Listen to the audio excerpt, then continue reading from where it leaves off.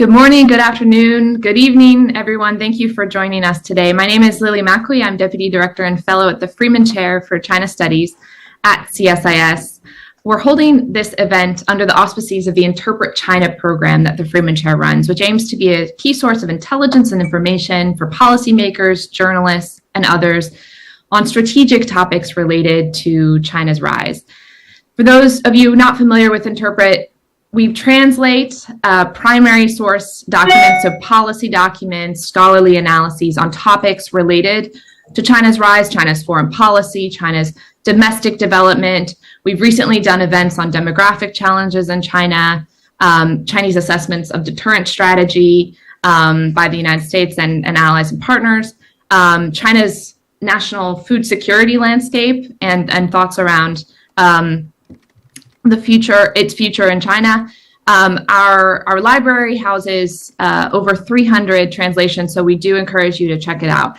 Today, we're really excited to dig into Chinese assessments of the Belt and Road Initiative, and in particular, perceived opportunities and risks, and paths forward as the initiative adapts and adapts to shifting geopolitical landscapes, tighter economic conditions at home, less ability of partner nations to take on debt. It's an excellent time to do so because last year the BRI turned 10 years old, and it's clear that policymakers in Beijing are reevaluating its future contours. We're going to unpack what that future looks like today, and I'm delighted to be joined by a really all-star panel to do so. Thank you, Yunnan Chen, for joining us. She's research fellow at ODI. Manoj Kewalramani, who is chairperson of the Indo-Pacific Research Programme and China Studies fellow at the Takshashila Institution and a senior associate at the Freeman Chair. And Henry Tugendhat, who's economist on the China team at the U.S. Institute of Peace. Thank you so much for joining us. We're going to get started with opening remarks from all of our panelists today, looking at what these documents, what other data points that they work on a daily basis and track on a daily basis, tell us about how Beijing, how Chinese experts are looking at the status and the future of the BRI at 10. Major risks, major opportunities, and to what extent these diagnoses seem accurate from the data points that you track. So I think we'll start with Manoj, and then over to you, and then Henry. Manoj, over to you. Thank you so much, Lily. Really a pleasure to be part of this panel. I think that, like you said, it's an interesting time to look at what's happening with BRI, particularly given that we've got a couple of new initiatives that China has also announced in the last couple of years. So there's been lots of confusion around, whether BRI is being phased out or not, and that's been some part of the discussion in India in particular. Of course, I don't agree that the BRI is being phased out. We saw the third BRI forum in October last year. In terms of how I think Beijing is looking at it, I think the best place to start is actually that third forum and see what sort of outcomes emerged. Obviously, it was a lesser crowd of world leaders gathering each forum onwards from 2017 onwards. But what we saw was essentially a shift in trying to institutionalize BRI. So there was a BRI secretariat that was announced. We also saw that there were new monies which were pledged, but these were for quote unquote small yet smart projects. So there's no longer that desire. It doesn't seem to be that desire and appetite for massive, large infrastructure investments. There's also much more conversation around smaller scale livelihood projects. Around 1,000 such projects were talked about during the October BRI forum. A lot of focus on green development, green technologies, digital economy, and those sorts of things. China committed to holding a Belt and Road Conference on Science and Technology and building joint laboratories with other partner countries. And there was this conversation on establishing an integrity and compliance evaluation system for companies that were involved in the BRI. So it tells you that there's lots more caution. It's not the loose money that perhaps existed some years ago does not exist anymore, or at least the appetite for that does not exist anymore. And that to me has a lot to do with what are the domestic circumstances in terms of the economy, how that has changed, along with what's the external environment. And increasingly in the documents that we talked about with regard to this particular conversation, you will see that anxiety around the external environment becoming much more harsh, much more difficult. A lot of it is predicated on perceptions of competition with the United States. But there is, I think, a larger recognition that not just the geopolitical environment, but also the geoeconomic environment in terms of debt, in terms of the country's abilities to handle debt, in terms of companies that are investing or that are executing projects for which BRI lending has taken place, have not been able to succeed in terms of execution, at least as planned. A lot of that had to do with obviously COVID also. But I think there's a consolidation of all these challenges that have come to bear on risk appetite, investment direction, and lending direction, and also project execution. And I think that's the kind of discourse that at least I gather from the documents that we read, but also from what's happened at the October BRI Forum conference. Of course, I can go into risks and opportunities much later in this conversation, but I think I'll stop with that to just set context. No, excellent. Thank you so much, Manoj. Great context, and we'll certainly dig into that more. Yunnan, over to you. Thank you so much, Lily, and thank you again for having me. It's a pleasure to join this panel.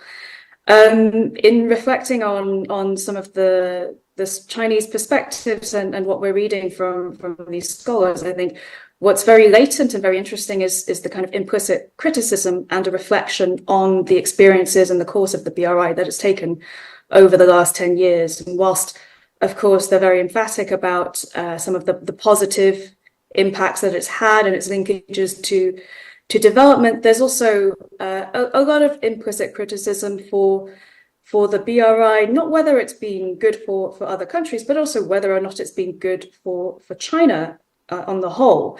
Within the literature on the BRI, sometimes it's been referred to as what's been called a spatial fix, right? The BRI over the last 10 years has also involved a lot of offshoring of Chinese industries, some of the let's say, the Taotai or older, less efficient sectors, manufacturers.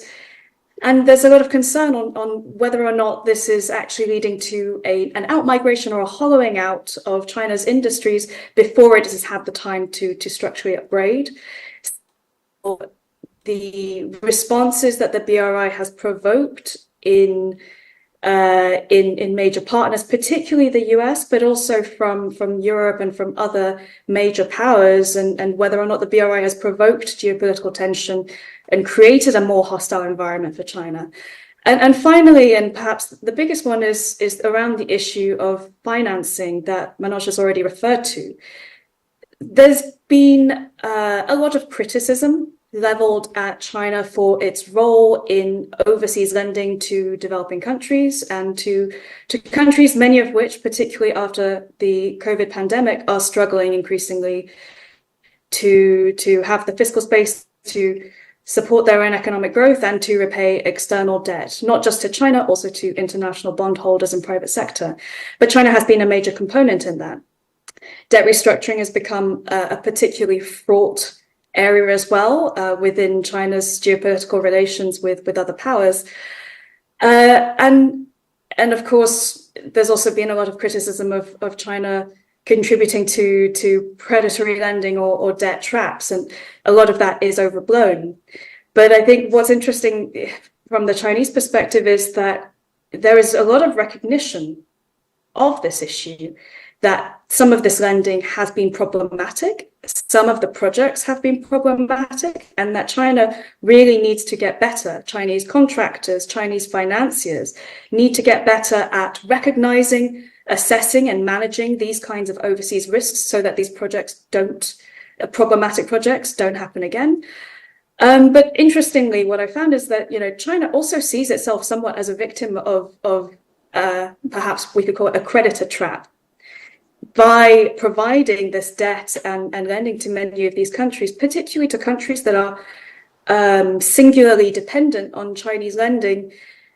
What some scholars are pointing out is that China also doesn't have that much capacity to leverage certain countries to repay these loans. And in fact, it sees itself as sort of a victim in this to some degree. And so I think going forward, the reality is China doesn't have the capacity that it used to. Chinese financial institutions are increasingly constrained, and it's seeking, in reading between the lines, Chinese actors are seeking to work increasingly with multilateral actors in trying to multilateralize the BRI, both in crowding in additional capacity, but also in taking on some of that risk exposure that has been so problematic over the recent years. Thank you. Lots to dig into there, and I'm sure we will. Thank you, Yunnan. Henry, over to you for some opening thoughts. Thank you very much, and thank you very much for having me. It's a real honor to be here, and I don't think I can add much to the fantastic overviews from Manoj and Yunnan, but to the extent that I can touch on a couple of other points that came up. I think one of the things that really struck me about the readings that we covered here was how they didn't assume that Chinese lending through the China Exim Bank and the China Development Bank was necessarily or explicitly a part of the BRI. And I thought that was a very interesting factor in reading these papers, because when you read a lot of the Anglophone materials, they will often equate, the billions and up to trillions of dollars of lending through the China Exim Bank and China Development Bank as part and parcel of the BRI, and it's a way of giving form to an understanding of the BRI. But what was so interesting at the conclusion of the BRI conference in October of last year is soon after the State Council of China released a report on the successes of the BRI, and in it, the only figures they gave related to financial metrics of the BRI was related to the Silk Road Fund. And this is really the only thing that was directly created as a result of the BRI in 2013. And they said, it's a fund that has supported 75 projects with $22 billion. And, it doesn't give us much information. It'd be nice to know which ones those projects are related to the many, many projects we've learned about through projects like Saiskari and Boston University and AidData. But I think that's significant because in many ways it reflects the fact that the BRI is whatever anybody wants it to mean. It doesn't necessarily have strict parameters. And there was a fantastic study by Taylor Fravel a couple of years ago where they gathered all of the MOUs that they could find that were publicly available that had the language within the MOUs, say between China and Sudan or China and Brazil. I think, they gathered, I think, 30 or 40 of these, and they found that, there was absolutely there were no commitments on either side. There were no obligations. There were no expectations. There were no figures, nothing concrete. It was just being a part of this general vibe. So I think it's significant the way that to understand the way that Chinese actors and writers talk about the BRI and how sometimes we interpret what the BRI is. And I certainly don't disagree that China would like us to see the lending activities perhaps as part of the BRI as much as they would like to see the fact that Ericsson and Cisco and Western companies like that signed agreements saying that they were also part of the BRI. But I think that it just goes to show that, by signing on so many people and so many actors in this initiative, it quickly loses meaning in terms of what it can tangibly, concretely hope to achieve. And so I'll just finish with just a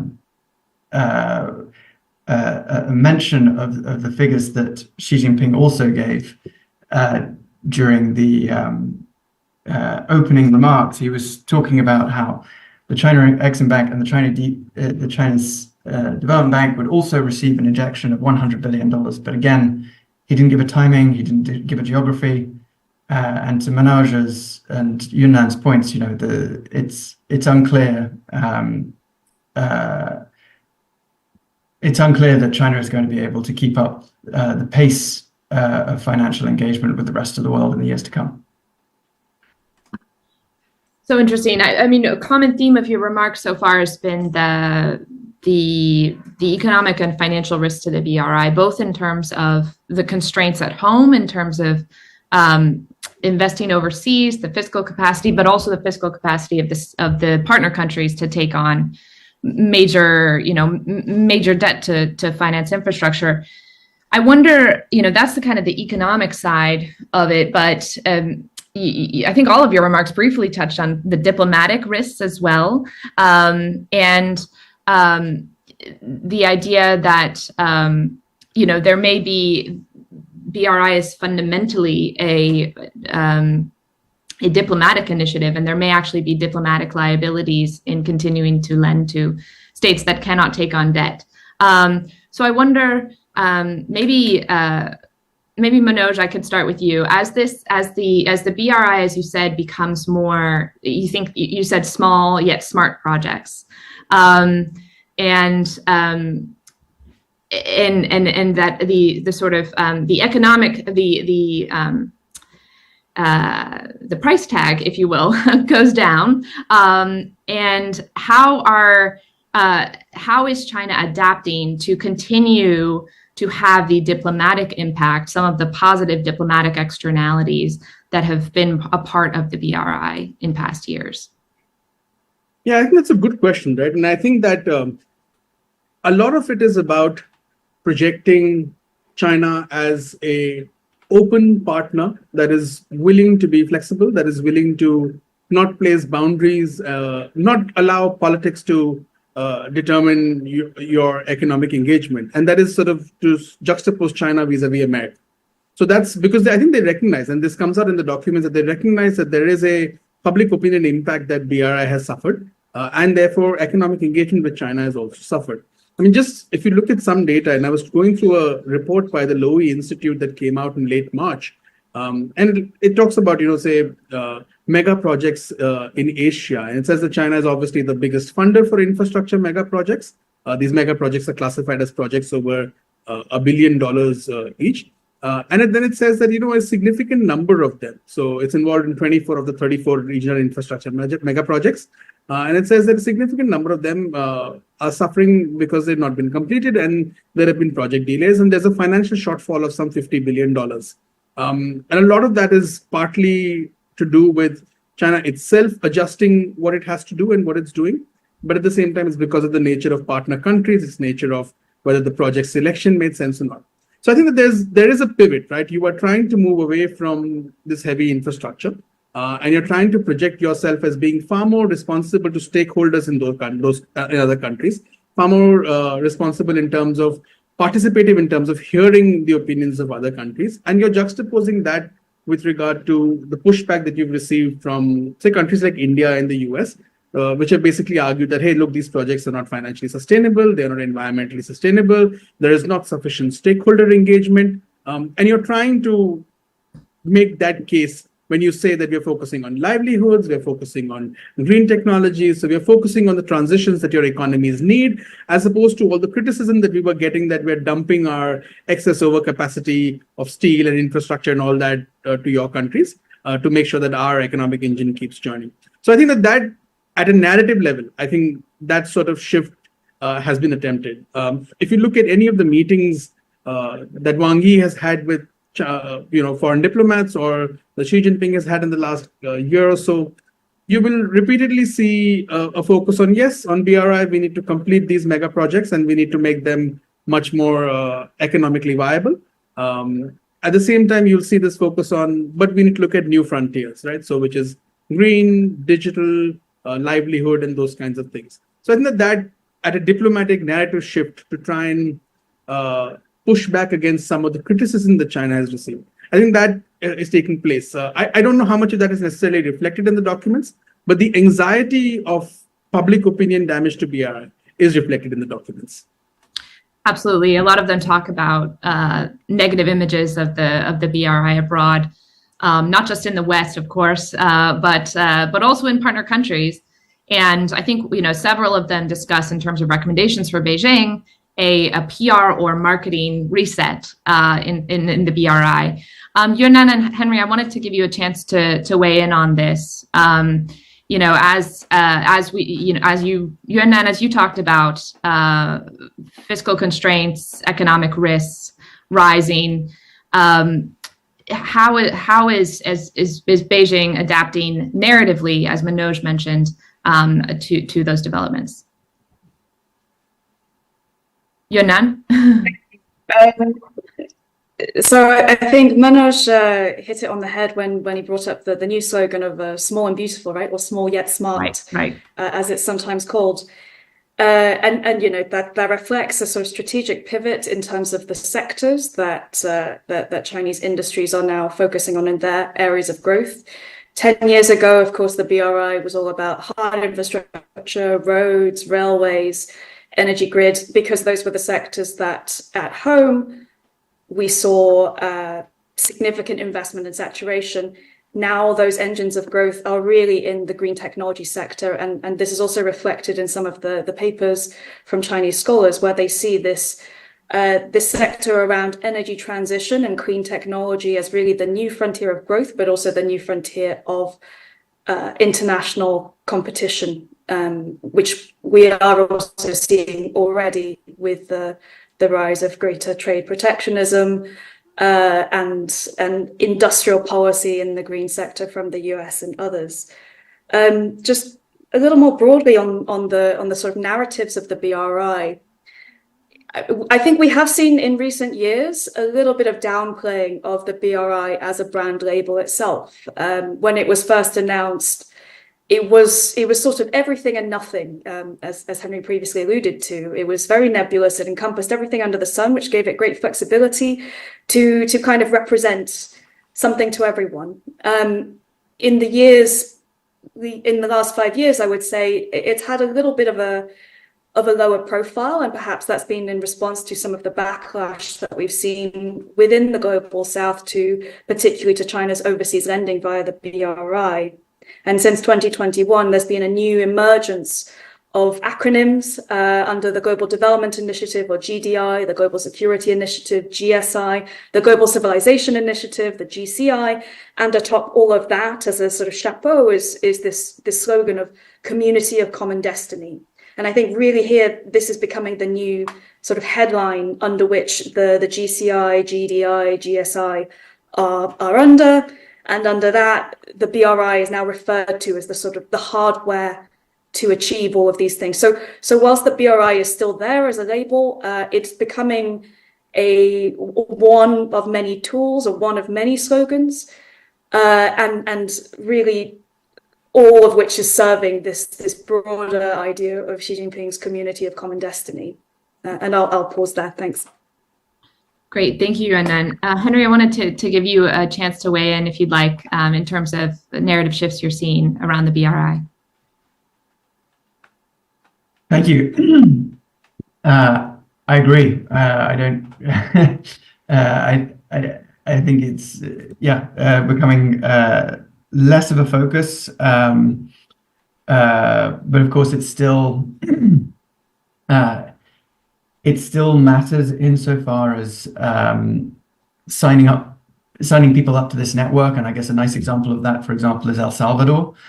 El Salvador is interesting because it, after it switched relations with Taiwan 4 or 5 years ago, it signed an MOU very quickly that it promised $500 million worth of financing for a library, for some tourism projects, for some infrastructure. But interestingly, at the time, they decided not to join the BRI. Again, speaking to the point that, just because you're a part of the BRI doesn't mean you'll get financing, and vice versa. Just because you're getting financing doesn't mean you have to be a part of the BRI. But then in November, just before Christmas, they signed on to the BRI, and the announcement afterwards was not, oh, and here's another $500 million. It was here's 300 scholarships. So clearly it matters still on some diplomatic level. I think my perhaps I don't want to say insensitive. There is an imperfect comparison, I think, to be made, and I've said this to you before, Lily, about the fact that I think that it is so broad that it could be compared with something like the UK's Commonwealth, which obviously has completely different historical backgrounds. I'm not trying to get into the discussions of colonialism or anything like that, but I mean, it is a community of states where you can find a million statistics that make it sound important in terms of the trade relations between them and the investment levels and whatnot. And it's all significant, and it's all, between the metropole and all of the other countries. But actually, these countries would be trading anyway. They would be lending for their own domestic reasons anyway. They would be, engaging in the UN for reasons beyond being part of this organization. So I'll leave it at that for now. No, that's great. I appreciate that. I think there's a whole spectrum of risks that are identified in these documents, from security risks around BRI projects in partner countries to the economic risks that we just mentioned, to some of the diplomatic liabilities that come with projects that are less successful. But I wanted to shift to the opportunities lens as well, because I think that it is present in these documents. We are seeing adaptation in the BRI. One of the documents that we translated, I encourage our audience to go look at, talks about how the BRI can help China navigate Western technology controls. And we certainly, I think what I'll start with is looking at maybe asking each of you to briefly discuss what are some of the opportunities for China in the BRI right now. I would also note that if you track trade data, the trade with markets, and specifically Latin America, Africa, and developing markets in Asia, actually began exceeding trade with advanced economies in Europe, Japan, and the United States recently. So we are seeing kind of shifts in China's trade patterns toward what you might call BRI countries on a relative basis. Is this something that maybe, Manoj, I'll start with you, Yunnan, and then Henry. What are the opportunities that China is looking at right now when it thinks about adapting the BRI to something that is smaller yet more beautiful? Yeah, no, I think it's an interesting question. I just wanted to first respond, talk about a little bit something that Yunnan said and something that Henry also said earlier, which is about what does BRI mean, right?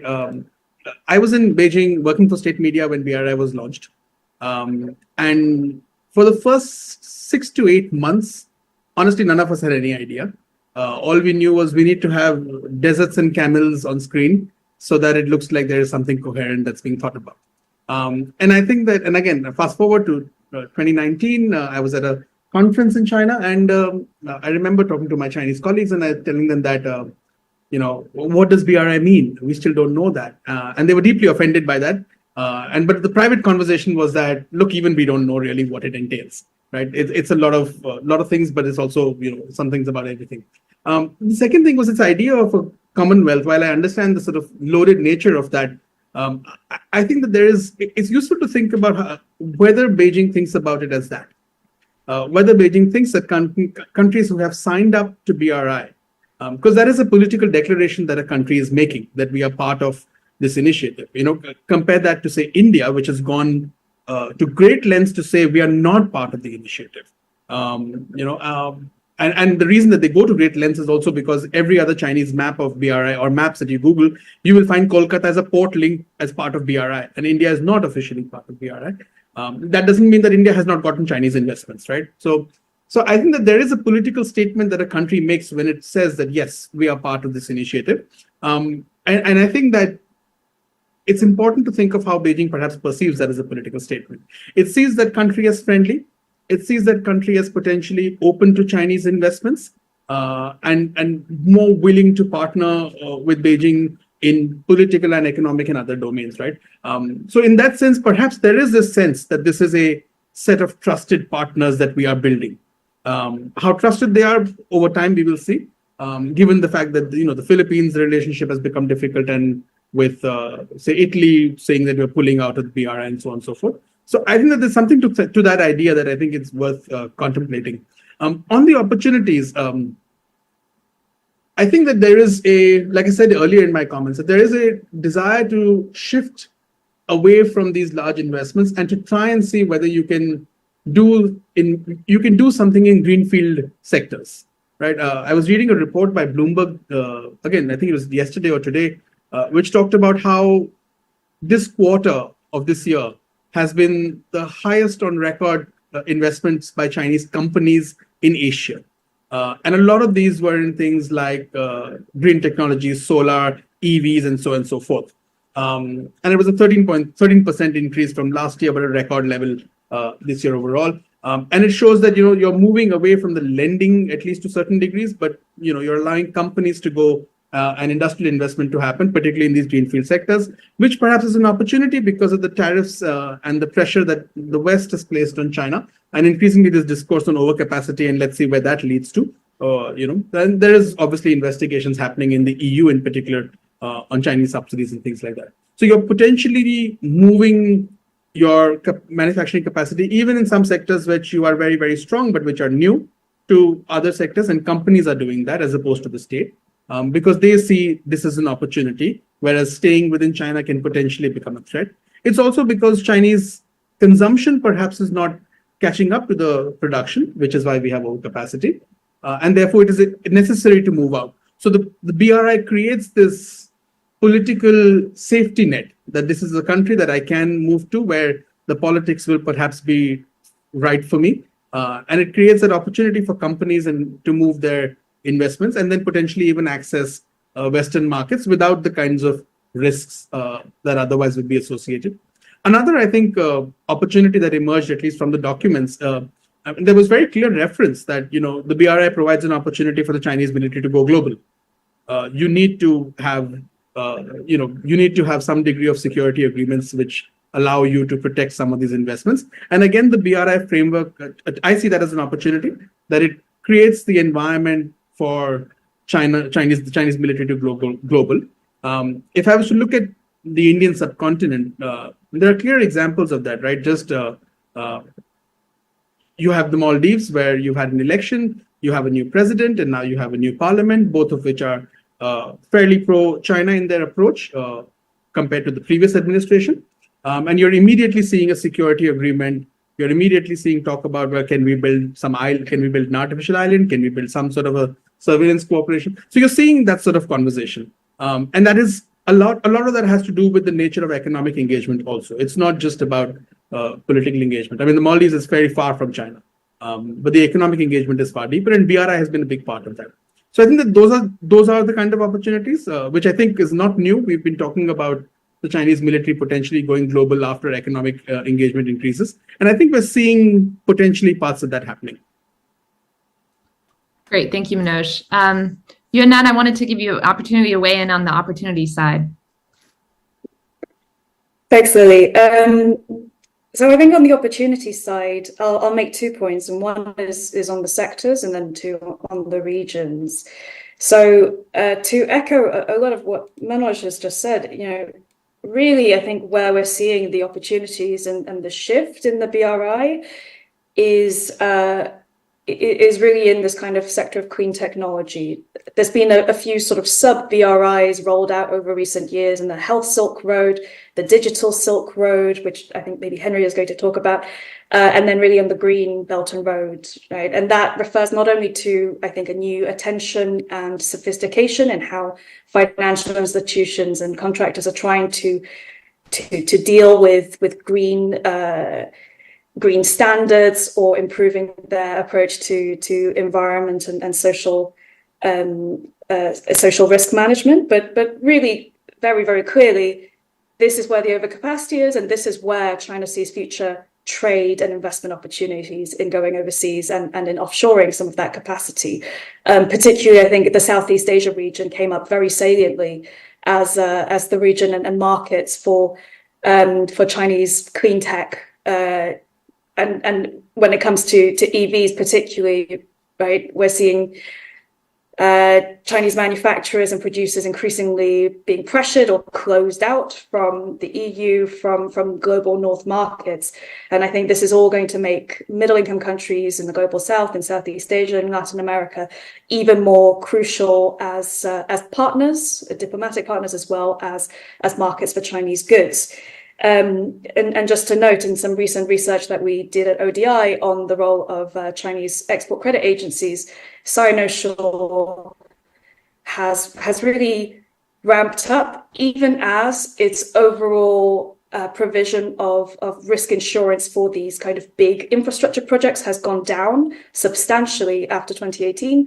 It is ramping up overall in many other of its guarantee instruments for overseas investment and domestic trade credit, and particularly also a small but growing portion in securing green projects overseas. So I think this is an area of growth, and it's something that is clearly being targeted by official financing institutions as a strategic sector. And I think what's also interesting, and that was discussed in some of these papers, is where the regional opportunities lie.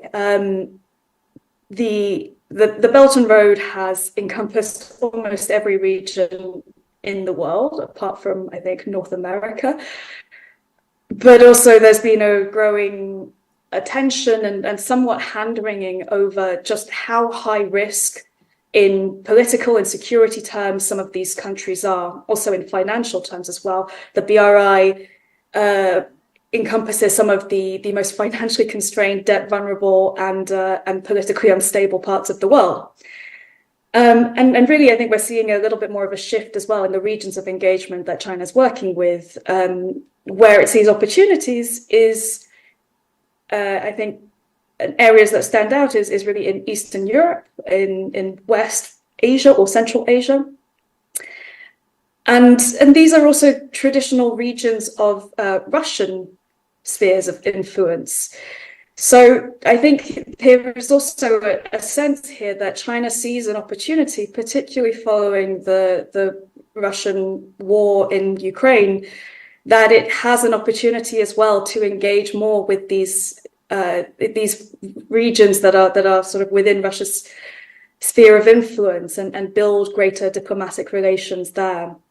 I mean, I think there's also a little bit of perhaps a little bit of schizophrenia here in that there's a sort of blindness to how China is perceived in these regions that doesn't come across in some of this writing, but I think that regional shift is going back to the original areas of the Silk Road. Thanks. That's fascinating. Thank you, Yunnan. And certainly in these documents, Russia plays a minor role. A lot of the Western initiatives play a larger role, or more prominently featured, Global Gateway, all of that. And we know, of course, that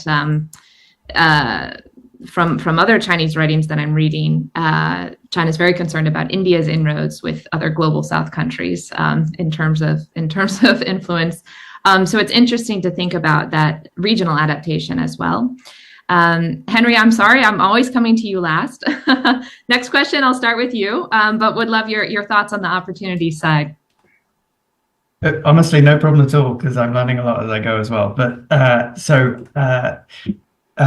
yes, again, very much agreed with Yunnan and Manoj. I do think, though, that there is a really important question about what the future of financing under what we might call the broad umbrella of BRI is going to look like.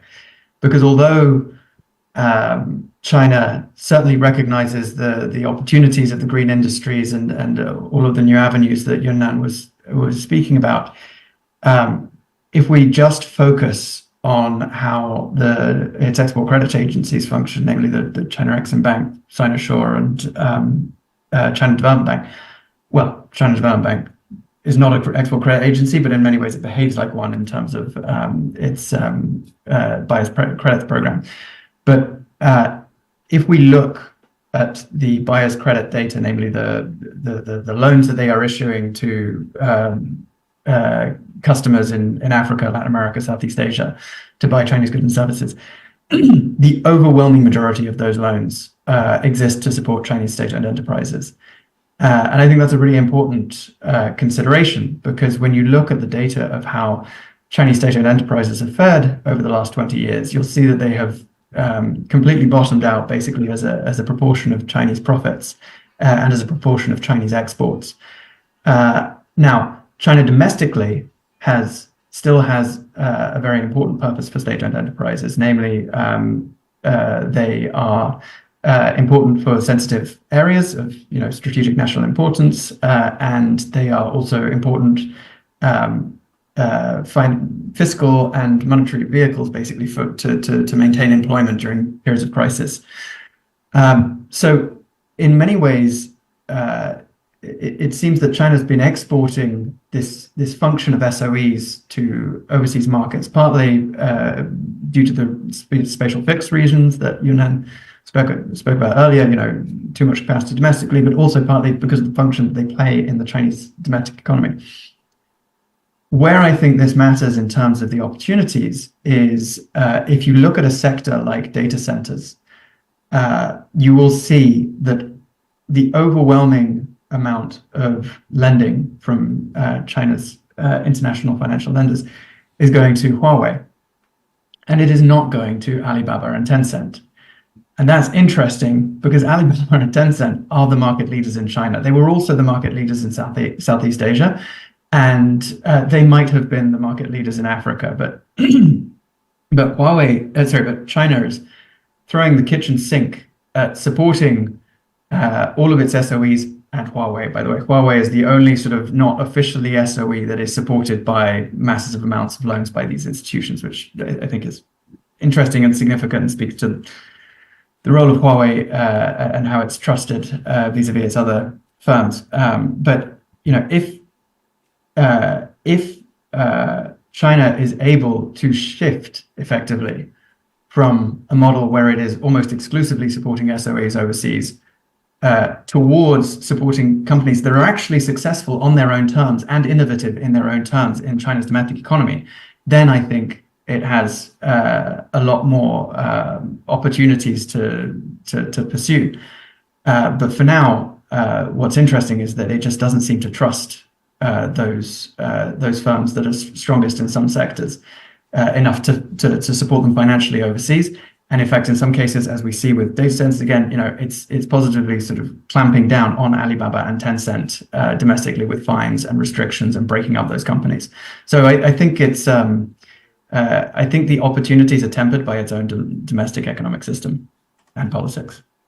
Very interesting. And I on that note, I noted that one of the articles that's looking at economic security risks around the BRI actually mentioned the heavy involvement of Chinese SOEs in BRI projects as a vulnerability, raising suspicion among host countries about strategic rather than commercial imperatives. And so that's kind of an added dimension to what you were talking about. Yunnan, I wanted to follow up on something you said earlier, and then I'll get Henry's thoughts second. But you talked about efforts to multilateralize the BRI and in terms of working with multilateral partners to spread and reduce financial risks as kind of a new trend based on some of the diagnosed risks around BRI projects from Beijing's perspective. I'm wondering if I could just probe that further. Sure, and thank you for the question. So I think there's a problem being diagnosed in a lot of these scholarly writings, which is China is just bad at risk in sort of recognizing, managing risk, and adapting to different forms of risks overseas, and in mitigating risk. You have institutions like SOEs that are designed to provide financing instruments to cover some of that political and commercial risk overseas. But a lot of these challenges that BRI projects and other kinds of infrastructure projects run into is, dealing with host country communities, spillover effects, the dislocation effects that it can have, and of course other kinds of political and economic backlash, and in some cases one that's very salient to me is sort of the Ethiopian railway that was constructed by China, which ran into a whole host of financial issues and sort of debt repayment, and then of course a civil war broke out. So all in all, it was not good value for money when it comes to the Chinese financier. And so I think in recognition of some of these issues, and also the fact that Chinese financial institutions don't have the same sort of capital to play with, or the risk appetite that they used in previous years, there is a desire to engage more with other financial actors that have done it better. Thinking namely of the MDBs, where China has been a proactive and generally positive supporter and collaborator. It's a shareholder of nearly all of the major MDBs. It's been a net contributor, but still feels relatively underrepresented. And of course, China has, in the last 10 years, created or co-created two major Southern-led MDBs in the AIIB and the New Development Bank with the other BRICS countries. We're seeing a little more collaboration, particularly from the AIIB and other actors. And something interesting to note is also there's been new collaborations with through on-lending between the AIIB and China Exim Bank for domestic projects. So some of these initiatives, I think, represent a desire to learn and to absorb some of the best practices and experiences from MDBs, and at least in some parts of the Chinese bilateral financial architecture, to try and improve their practices when it comes to managing environmental and social risks. It's still on the ENS, less of the G. But I think there's this desire to improve the sophistication of this risk assessment and management framework, and potentially to extend it to other parts of these financial institutions. Something that did strike me in reading these papers and in general consideration of these trends, environment risks, social risks come up a lot, particularly on the social side. There's a lot of discussion on the need for more community consultations, engagement on the ground, more localization. But something that doesn't come up right now, and I think is going to be increasingly salient in years to come, particularly in considering the new clean technologies that are being discussed, is this issue of climate risk and building climate resilience into newer projects. And this is something where I'm not sure Western financial institutions are doing it that much better if we're thinking of private creditors from Europe or the US, but it's not something that I think Chinese financial institutions are really paying serious attention to at all right now.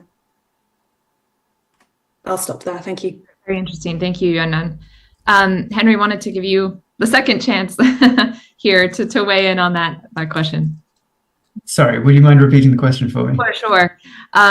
So in terms of, we've diagnosed this whole set of risks, and one of the articles talks specifically about economic risks, and Yunnan had mentioned these efforts to partner with multilateral institutions to reduce and spread risks.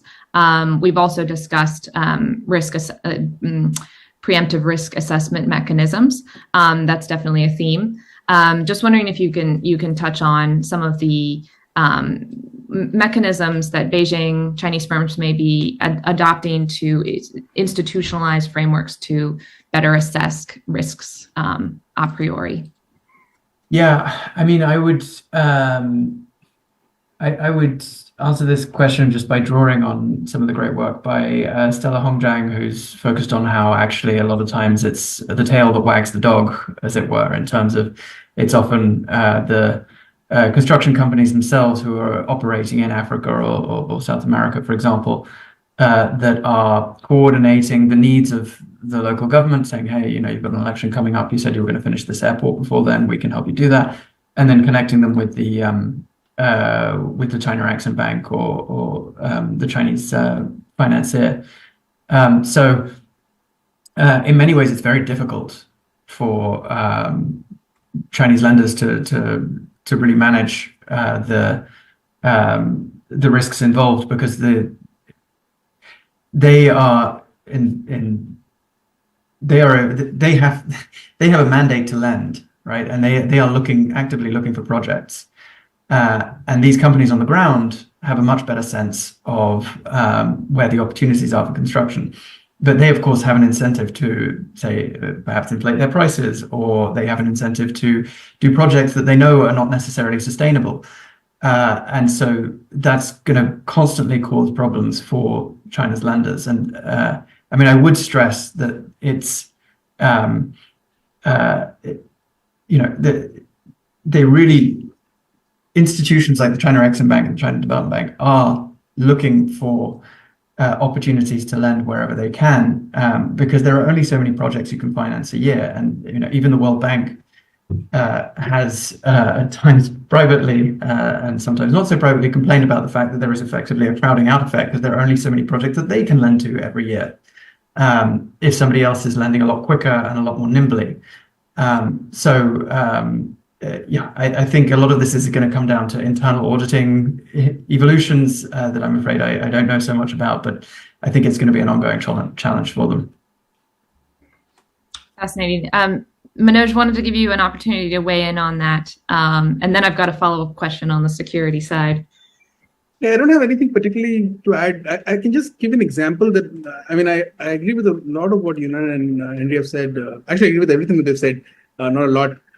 But I just want to give an example of how this assessment of risks is still not, like Yunnan said, right? If they're very bad at it, it's still not mature. The example that I wanted to cite was the Pokhara airport in Nepal. It's been detrimental. Even Chinese flights are not flying there. Chinese airlines are not flying there. You've got this big airport that you've built. The first flight that landed had an accident of some sort. And now there's questions around, why was this done, and there's lots to do with obviously domestic political economy in host countries. But I think that the risk measurement has to be much more holistic, which has to take into account also what are the implications of the political economy of the host country, which if you take the Pokhara airport as an example, is clearly not the case. So I think that I agree that it has to be much more mature, but it has to also be much more holistic in terms of the different nature of risk. It's not just economic and financial, it also is the impact on politics and therefore strategic implications because of that. And that's partly to do with obviously perceptions of BRI being a strategic initiative in itself. Fascinating. Yes, I think it all, the risk management was a key theme of the documents, and it all sort of goes back to what is the BRI as well, which was Henry's question, and I think it's a good one. And to tie that to a final question for you all in our last remaining minutes, one of the articles was really striking to me, and it mentioned that the Beijing should help improve the BRI's image by promoting the peaceful internationalization of China's military presence. That's obviously a dimension of the BRI that gets a lot of attention in the West. This idea of debt for asset swaps that then give China access to, naval bases. I wondered, this is not a theme of the documents, except for that one reference. But to what extent, in your data points that you're looking at, do you assess any degree of coordination in terms of, investments followed by a military or security presence in these countries? Obviously, there's the dimension of needing to protect the actual investments, but beyond that. So we'll go with Henry first, and then Manoj, and then Yunnan. I'll give you the final word. Thank you so much. Well, I think this question just got bigger in recent months, because for the longest time, for the last 20 years, China, although obviously very critical of the US-led world order, has directly and indirectly depended on the security guarantees that it offers. And I think there's a really interesting question now around, say, you look at a country like Niger, which has recently suffered a coup, And of course, Niger is a miner and producer of uranium, and China, for a long time, would buy its uranium from Canadian mining firms operating in Niger and Namibia and elsewhere. And now with the coup, it's thrown up into question, well, who's going to control the mining rights? If it's Russia that's controlling those mining rights, and if it's Russia that's controlling mining rights in Kazakhstan, for example, and if China is coming to depend more and more on a Russian security guarantee, effectively, how much is it going to trust that Russian security guarantee? You know, it may not have liked the US-led world order, but at least to a certain extent, it was broadly stable for those 10 or 20 years of the first. You know, of course, there were flashpoints like Libya. Of course, there were moments where, you know, it had its mineral and material interests completely dissolved overnight because of US security decisions. But those flashpoints began the conversation for China to start thinking more seriously about increasing its military presence. And of course, then it built the port in Djibouti in 2017. But now again, I mean, as the world order becomes a little bit more fractured and a little bit more unstable, I think China is going to be asking itself a lot more seriously about the extent that it wants to just get involved itself and not depend on other powers for the security guarantees that it needs to secure its own energy security interests. And you know, that covers uranium, but that also covers the massive amounts of oil that it's importing from the Middle East, you know, 70% of which is going on slow tankers that are very vulnerable. So I think there's reasons to expect it to increase, but it's not going to happen overnight, as it were. Great. Manoj, what are your thoughts on this? Yeah, I agree. I think there is reasons to expect it to increase, but it's not going to happen overnight. And I also think that there is a serious discussion and debate going on within the country as to what sort of commitments should we be making. When they announced GSI a couple of years ago, you didn't really. It was expected that you will see a far more proactive Chinese engagement, military engagement around the world. We've not really seen that. I mean, if you just look at what's happened in the Middle East, over the last 6-7 months, you've not seen China really be a big military actor or even committing to any degree a greater force presence. So yes, there is far greater need from their perspective, given that the world has become far more unstable over the last couple of years. But you're not necessarily seeing them be trigger happy. And I don't think that you're likely to see them be trigger happy, because I think there is a deep sense of anxiety around what it means for how the West would respond, how the US would respond. There's a lot of concern that I assume is there with regard to self-fulfilling prophecies. In my part of the world, in the first decade of the 2000s, there was talk of a string of pearls. And that leading to military bases around India. That's not really materialized. Even surveillance vessels, which are research vessels, when they visit, there's a huge pushback to the extent that Sri Lanka last year announced that no more Chinese vessels. For a year we're putting a moratorium. So I think you're seeing, there's a debate within the country, but also around the world, which just inhibits the nature of this kind of engagement. What the documents do tell you is that there is a discussion and there is perhaps some appetite, but the modalities of that are still unclear. GSI, we're seeing largely conversations shifting to denying the US space, but also on law enforcement cooperation. And so you're not necessarily seeing really military movements to the extent that we imagine that we. Really interesting. Yunnan, I'm going to give you the final word. Security dimensions of the BRI now, and any projected evolutions in the future. And I agree with what Manoj and Henry said. I mean, I think there are clear risks and potential provocations that would come from a dramatic rise in China's military ambitions overseas or military projection overseas, and I don't think we're likely to see anything like that happen anytime soon. And particularly given at home as well, the military has been mired in a series of upheavals and corruption scandals. So I think maybe right now China's sort of military capacity to project overseas is, the metaphor comes to mind of the bark is louder than the bite. But I think what is salient is that when it comes to the BRI, having these economic interests overseas, having so many Chinese nationals overseas come with security obligations, and that's becoming an increasing headache for Chinese embassies across Africa every time a national is kidnapped or involved in some sort of some scandal or security event.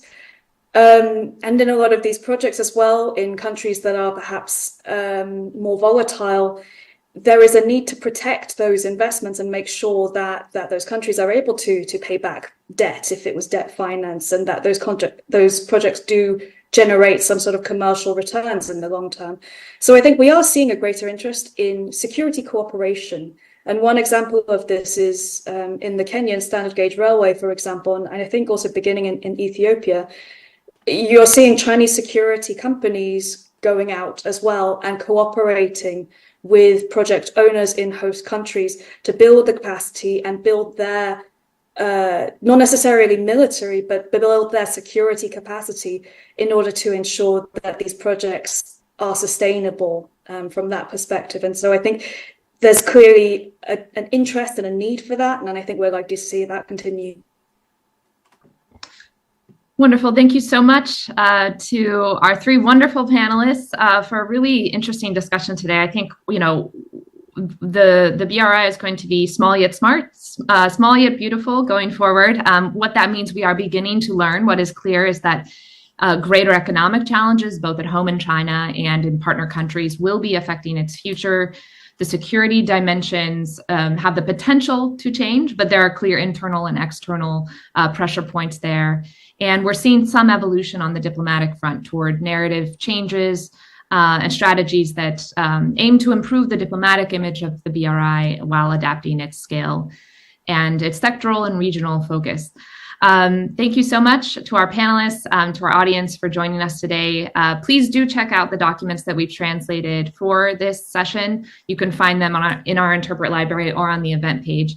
And stay tuned for more Interpret China events in the months ahead. Thank you, everyone.